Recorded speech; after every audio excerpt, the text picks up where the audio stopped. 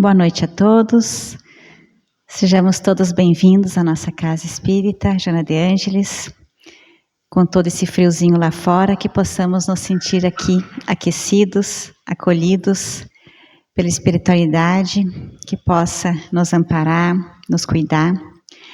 Então, para iniciarmos as tarefas, eu vou ler uma pequena mensagem psicografada por Chico Xavier, pelo Espírito Meimei, que vai nos dizer assim: confia sempre, não percas a tua fé entre as sombras do mundo. Ainda que os teus pés estejam sangrando, segue para a frente, erguendo-a por luz celeste acima de ti mesmo. Crê e trabalha, esforça-te no bem e espera com paciência. Tudo passa e tudo se renova na terra, mas o que vem do céu permanecerá. De todos os infelizes, os mais desditosos são os que perderam a confiança em Deus e em si mesmos, porque o maior infortúnio é sofrer a privação da fé e prosseguir vivendo.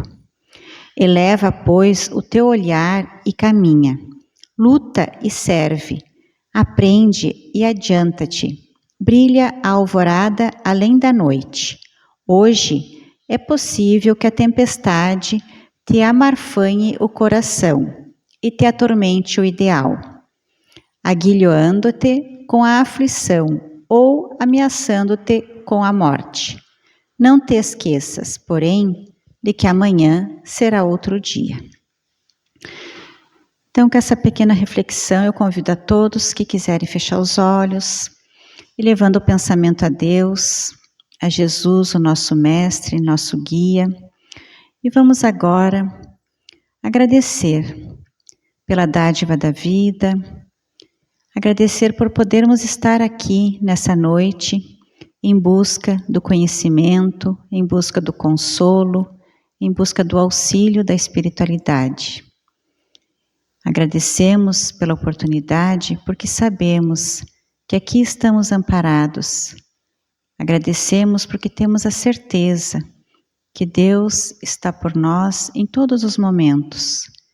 Então pedimos a proteção divina, que possamos ter um bom encontro, uma boa reflexão e que possamos ao final dessa noite sairmos daqui melhor do que aqui chegamos. Que assim seja. Meus irmãos, hoje vamos refletir um pouquinho sobre o tema da reencarnação. A reencarnação e os laços de família.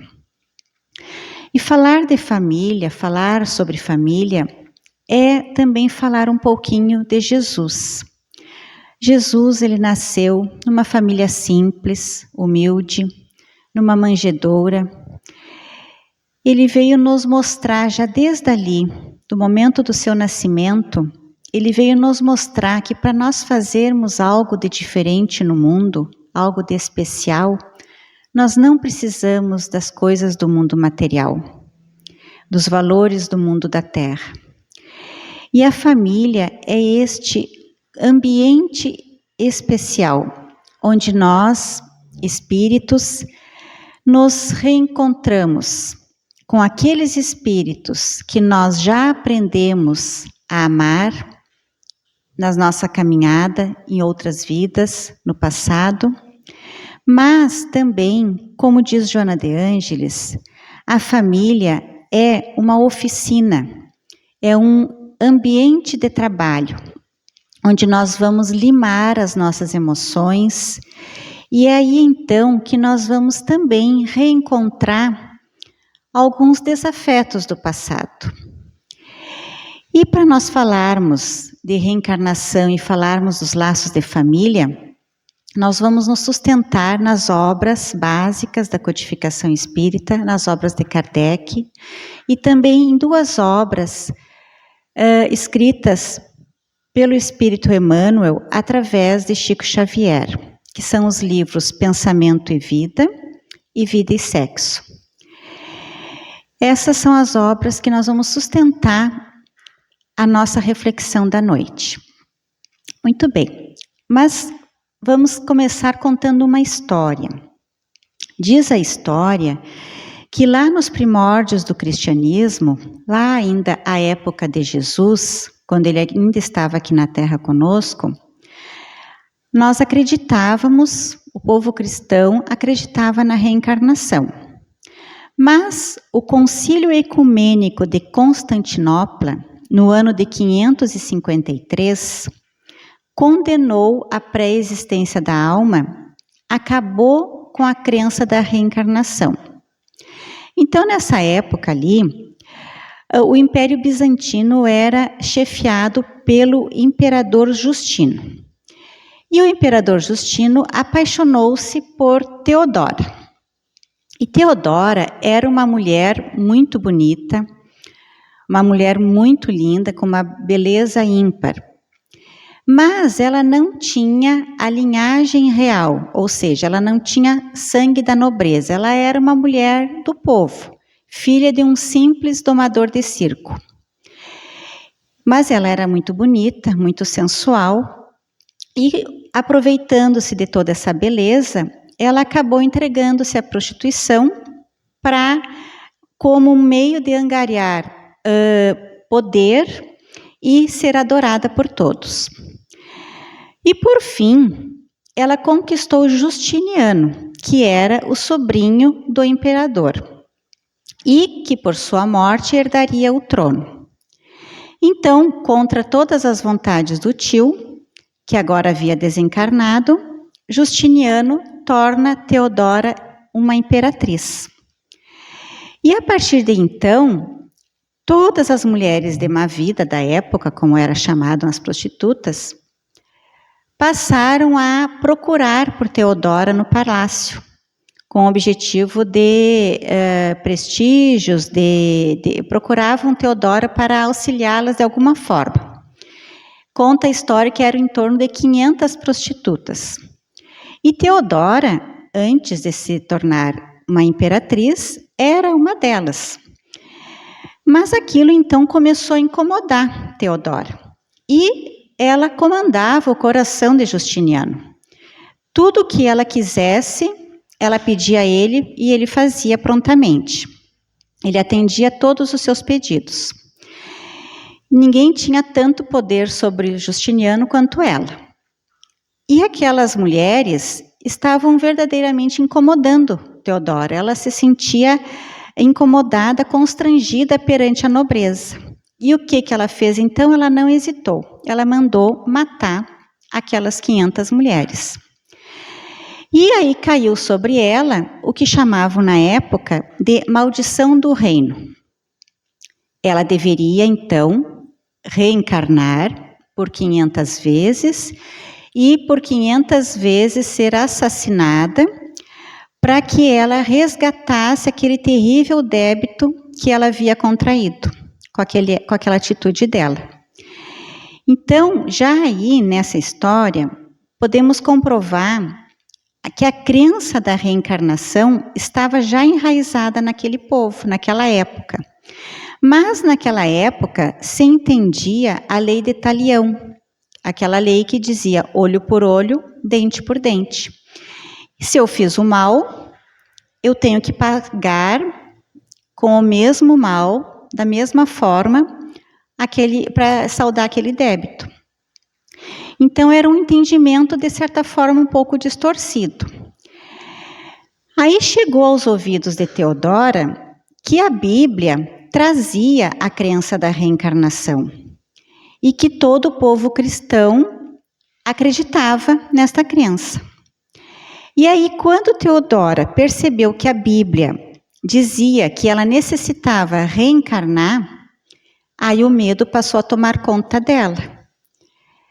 Ela pensava, então, um dia eu vou deixar de ser imperatriz? Eu vou ter que nascer de novo? Eu posso voltar a ser prostituta novamente? Não, eu não aceito isso. Isso não pode acontecer comigo. Então ela impôs ao marido, ao imperador, que convocasse um sínodo, uma assembleia religiosa de bispos da igreja. E ali, neste sínodo, o imperador, então, aboliu a reencarnação da Bíblia, para que a sua esposa não precisasse reencarnar. Vejam, meus irmãos, que muitas vezes nós queremos submeter as leis divinas, as leis naturais, ao que seja mais conveniente para nós, né? Então, ali dos 165 bispos convocados naquela assembleia, 159 atenderam ao pedido de Justiniano, do imperador, mas era preciso passar pela sanção papal. E o Papa da época, o Papa Virgílio, ele disse que ele não alteraria as escrituras de forma alguma. E aí Justiniano não pensou duas vezes, mandou prender o Papa.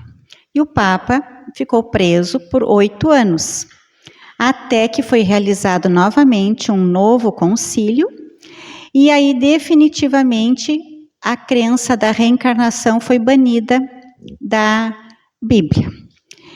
Então percebam que quando nós não conseguimos entender, compreender as leis divinas, nós não apenas negamos essas leis, como nós acreditamos que negando, elas deixam de existir. É o que aconteceu com a imperatriz, né? E aí os séculos se passaram, e hoje, sob as luzes do Espiritismo, essas luzes maravilhosas que nos conduzem a refletir sobre a justiça divina. Então hoje não nos cabe pensar, por exemplo, que uma criança possa nascer com sérias deficiências, limitada, com muitos problemas, e que a vida seja somente essa existência. Isso já não cala mais o nosso coração.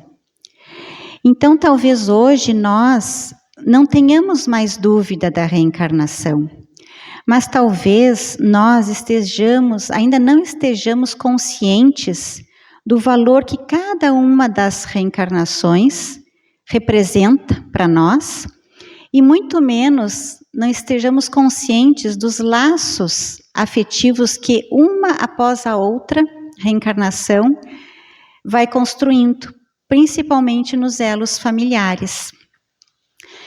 E aí vejamos agora o caso de um espírito que veio nos dar um testemunho. Ela vem contar que na sua última encarnação, ela foi uma mulher, uma mãe de 4 filhos. E ela conta que durante essa encarnação, ela, como mãe, ela tratava aqueles 4 filhos como verdadeiros príncipes.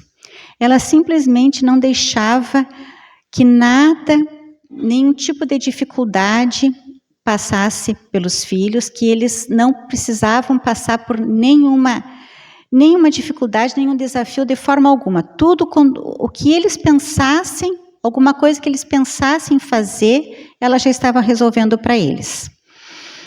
E aí ela se sentia também orgulhosa e dizia que era uma mãe, ela sabe exatamente o que o filho precisa, o que o filho deseja.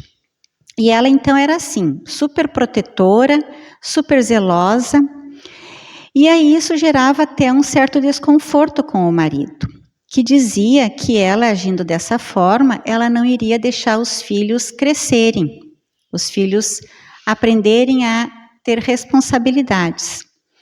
Mas ela, com aquele excesso de zelo e de amor, ela não conseguia, em momento algum, agir de forma diferente.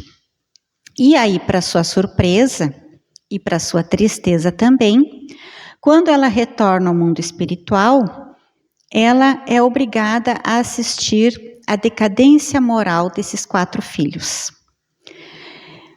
Por excesso de mimo, por excesso de zelo, eles nunca assumiram as suas responsabilidades e se renderam aos vícios morais. E agora, então, lá no mundo espiritual, depois de muito tempo sofrendo por ver os filhos estarem naquela decadência moral, naquele sofrimento também, depois de muito tempo e de tanto implorar por uma nova reencarnação, ela finalmente consegue uma nova oportunidade. E aí ela vai conseguir novamente encontrar com esses 4 filhos. Só que agora, estes filhos viriam 2 com sérios problemas de ordem mental, um viria com graves problemas físicos e somente a menina viria em condições de ajudá-la, de auxiliá-la nessa encarnação, nessa tarefa. Mas mesmo sabendo de toda essa dificuldade que ela enfrentaria, ela conta a história chorando de emoção por ela ter sido permitida a reencarnar novamente e poder ter a oportunidade de corrigir os erros do passado. E aí, diante dessa história, nós temos lá a explicação clara no Livro dos Espíritos, na questão 208, quando Kardec pergunta aos espíritos da codificação. Ele faz o seguinte questionamento: os espíritos dos pais não exercem influência sobre o dos filhos depois do nascimento? E aí os espíritos respondem: uma influência muito grande. Como dissemos, os espíritos devem concorrer para o progresso um dos outros. Muito bem, os espíritos dos pais têm por missão desenvolver o dos filhos pela educação. E para eles, essa é uma tarefa. Se falharem, serão culpados. Muito bem, então lá nas obras que eu comentei antes, dos livros psicografados por Chico Xavier, Pensamento e Vida e Sexo, Emmanuel nos traz vários trechos com preciosas lições a respeito desse assunto e que eu vou compartilhar um pouquinho com vocês. Nessas mensagens, Emmanuel ele nos coloca de uma forma muito profunda explicações sobre os elos familiares e todos os vínculos morais que estabelecem esses elos, não deixando nenhuma dúvida de que nós fazemos parte de uma família que atende exatamente às necessidades que nós temos que enfrentar. Então, no livro Vida e Sexo, no capítulo 17, tem o título de aborto. E lá Emmanuel vai nos dizer que, de todos os institutos sociais da Terra, a família é o mais importante, do ponto de vista dos alicerces morais que regem a vida.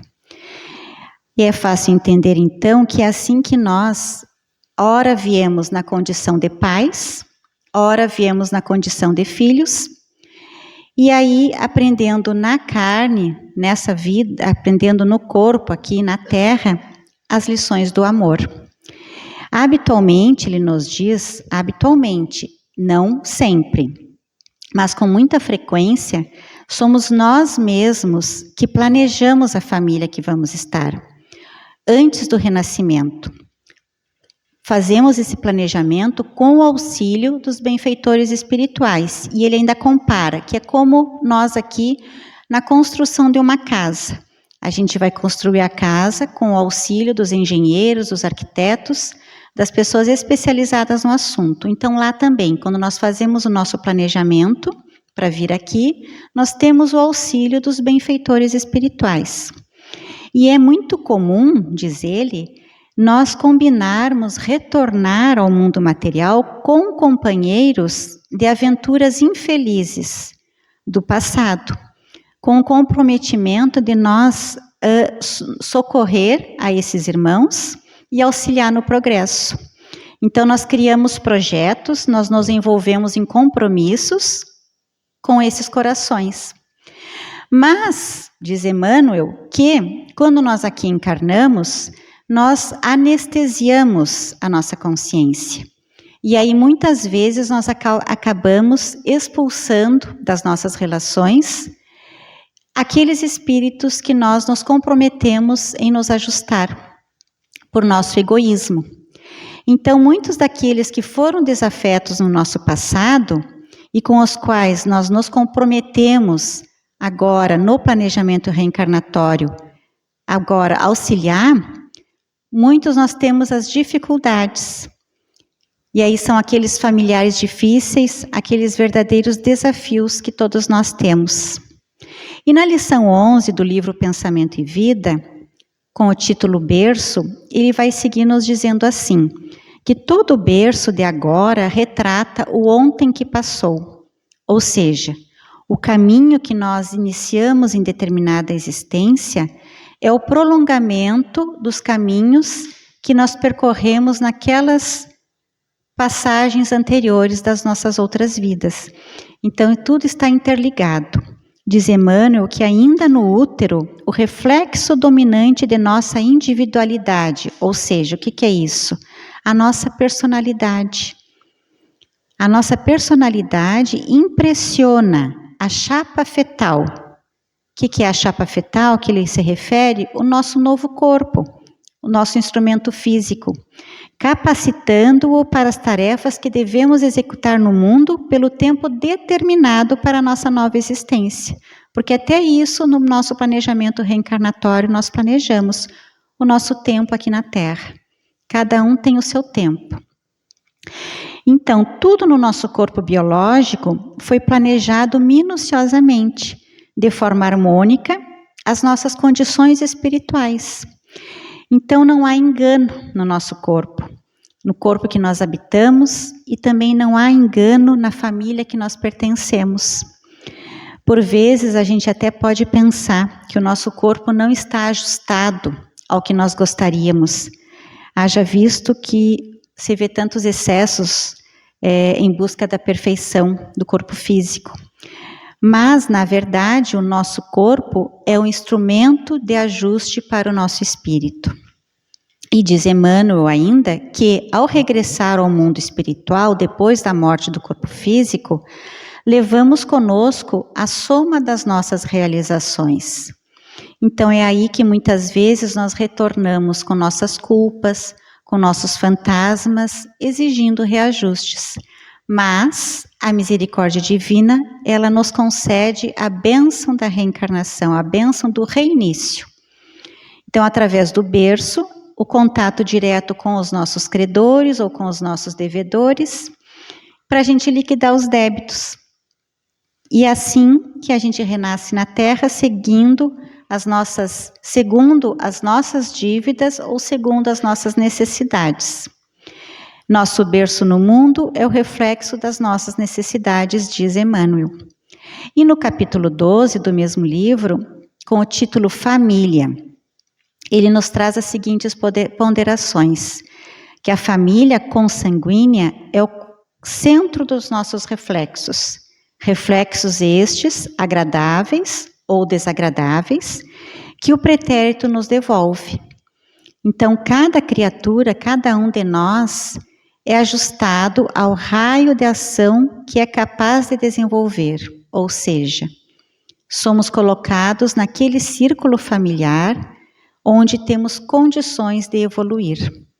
Nós temos o nosso grupo familiar, os laços de elevação e de alegria, que é pelo amor, aqueles que nós já conseguimos aprender a amar, que nós já amamos sem nenhum esforço, mas também as algemas de aversão, de conflito, com aqueles que nós ainda necessitamos aprender a paciência, a tolerância, o sacrifício, que são aqueles familiares difíceis.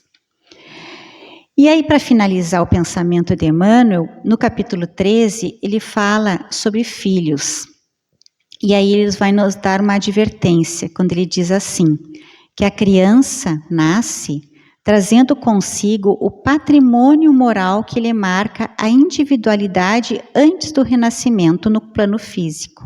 No entanto, receberá os reflexos dos pais e dos mestres, que lhe imprimirão à nova chapa cerebral as imagens que em muitas ocasiões lhe influenciarão a existência inteira. Ou seja, o que ele quer dizer com isso? Que é preciso nós aproveitar esta fase do desenvolvimento da criança para imprimir ali naquele cérebro, aquele novo cérebro, muito amor, muito afeto, muita educação. E não só a educação intelectual, que é extremamente importante, é muito necessária para o desenvolvimento, para o progresso, mas principalmente a educação moral, tendo como base os ensinamentos do grande mestre, do grande educador, que é Jesus. E é por isso que Joana de Ângeles se refere à família como uma oficina ou como um ambiente de trabalho, porque família não é brincadeira, né? Família é o que nós temos de mais importante aqui na Terra. E aí Emmanuel encerra dizendo que toda criança entregue à nossa guarda é um vaso vivo e a nós compete o dever de lhe traçar noções de justiça e de trabalho, fraternidade e ordem, ensinando-lhes disciplina e o exercício do bem, em clima de otimismo e esperança, acolhendo-as com amor. Então, meus irmãos, se por vezes poderemos, às vezes, para alguém pode ser ainda difícil acreditar, aceitar que a reencarnação existe, imaginemos então se ela não existisse. Imaginemos se esta fosse a nossa única existência, que nós viemos do nada e que nós retornaremos para o nada. Muitas vezes a descrença é uma dificuldade imposta pelo nosso orgulho.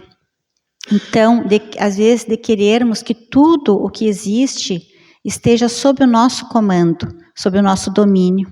E assim a gente nega aquilo que nós não conseguimos entender muitas vezes. Lembre do caso da Imperatriz Teodora? Ela não compreendia a reencarnação. Ela chegara à situação de rainha e aí então ela não queria ter que nascer de novo e de repente ficar sujeita a precisar passar por uma vida miserável, uma vida de dificuldades. E nós também, às vezes, nós temos essa dificuldade. Muitas vezes nós esquecemos que nós estamos neste corpo e nessa família temporariamente. E com muita facilidade nós também esquecemos que nós somos espíritos imortais. E o lar é uma organização de origem divina. E é onde nós encontramos os instrumentos necessários para a nossa evolução. Então é preciso nós compreendermos que a vida do espírito é única, mas que nós precisamos passar por várias existências, por várias experiências na carne, que são as nossas idas e vindas através da reencarnação. E a cada reencarnação são novos encontros, novos reencontros, onde a gente exercita o amor, aonde a gente já aprendeu a amar muitos, mas aonde a gente ainda precisa aprender a amar outros tantos. Então essa é a nossa missão aqui na Terra, principal, é nos acertarmos principalmente com aqueles desafetos, porque amar quem a gente já ama é fácil, mas amar aqueles que a gente ainda tem muitas arestas a corrigir é um desafio. Então agora, meus irmãos, como diz Emmanuel no livro Pensamento e Vida, ao qual eu faço um convite a todos que se interessem pela leitura, são 2 obras maravilhosas, com muitas reflexões, belíssimas lições. E aí Emmanuel nos traz sobre a oração. Ele diz que a oração é um divino momento do espelho da nossa alma no rumo da esfera superior. Que orar é identificar-se com a maior fonte de poder de todo o universo. E ele diz também que dispomos na oração do mais alto sistema de intercâmbio entre a terra e o céu. Então, assim sendo, eu convido a todos agora para nós orarmos.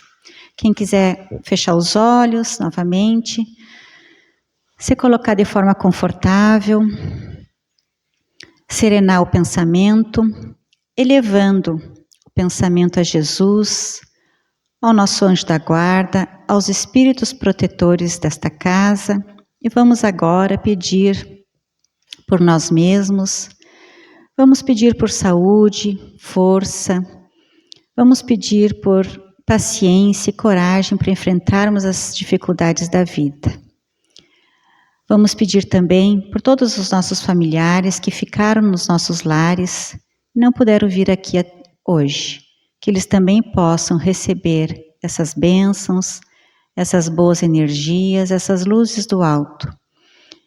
E que essas energias se estendam também à nossa vizinhança, aos nossos locais de trabalho, a todos os lugares onde existam pessoas necessitadas com problemas de saúde, nos hospitais ou em casa, nos orfanatos, nos asilos, a todos os lugares onde haja pessoas que precisem do auxílio, que possam chegar até eles todo esse amparo.